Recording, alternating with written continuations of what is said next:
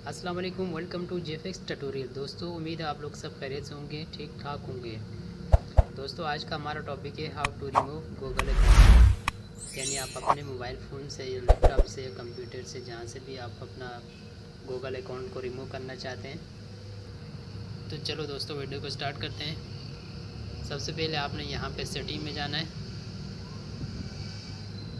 Setting में जाने के बाद आपने यहाँ से अकाउंट को सर्च करना है। यहाँ पे आपने यहाँ अकाउंट के ऊपर क्लिक करना है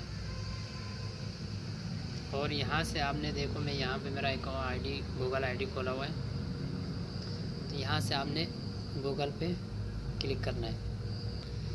इसके बाद आपने यहाँ से रिमूव अकाउंट पे क्लिक करना है। तो ये आपसे पूछेगा आपने रिमूव करना है या कैंसिल करना है। तो आपने यहाँ पे रिमूव अकाउंट पे क्लिक करना है और ये आपसे दोबारा पूछ रहे हैं भाई आपने इसको रिमूव हटाना है या नहीं हटाना है। तो आपने यहाँ से ओके करना है और यहाँ आपका पासवर्ड मांगेगा। तो देखें दोस्तों, ये यहाँ से रिमूव हो गया। अब हम देखते हैं कि ये रिमूव हुआ ही नहीं हुआ है। इसके लिए आप प्ले स्टोर में जाएं। तो देखिए, यहाँ पे आपका गूगल अकाउंट जो है रिमूव हो गया। तो अभी आपको दोबारा यहाँ पे साइन इन करना पड़ेगा।